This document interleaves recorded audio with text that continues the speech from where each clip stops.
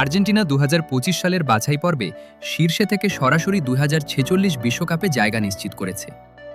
Coach Lionel Scaloni তৈরি করেছেন ৩১ মনস্কো preliminary squad, যাতে রয়েছে বেশ কিছু তরুণ প্রতিভা।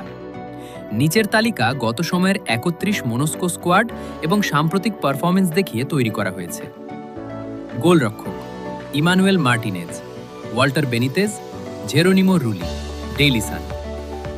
Defender: Cristian Romero, Nicolas Otamendi, Nahuel Molina, Gonzalo Montiel, Leonardo Balerdi, Juan Foyth, Nicolas Tagliafico, Marcos Acuna এবং প্রয়োজন মতো অন্যান্য ডিফেন্ডার।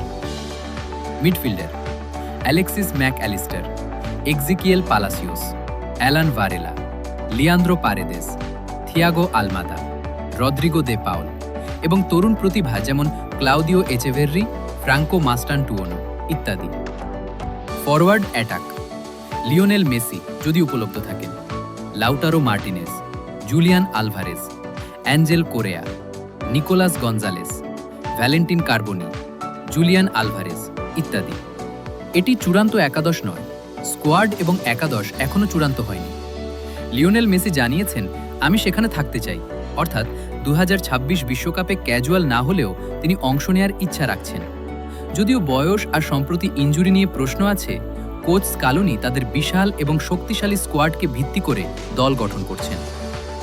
২০২৬ সালের ওয়ার্ল্ড কাপের গ্রুপ ড্রয়ে আর্জেন্টিনা গড়া হয়েছে। আলজেরিয়া ন্যাশনাল ফুটবল টিম সহ অস্ট্রিয়া ন্যাশনাল ফুটবল টিম এবং জর্ডান ন্যাশনাল ফুটবল টিম, অর্থাৎ প্রথম দফার প্রতিপক্ষ হিসেবে খুব জটিল দলের মুখোমুখি হচ্ছে না। তবে গ্রুপ ধাপে সহজ গ্রুপ মানেই শেষ নয়। শেষ চ্যাম্পিয়ন হিসেবে প্রত্যেক ম্যাচেই চাপ থাকবে।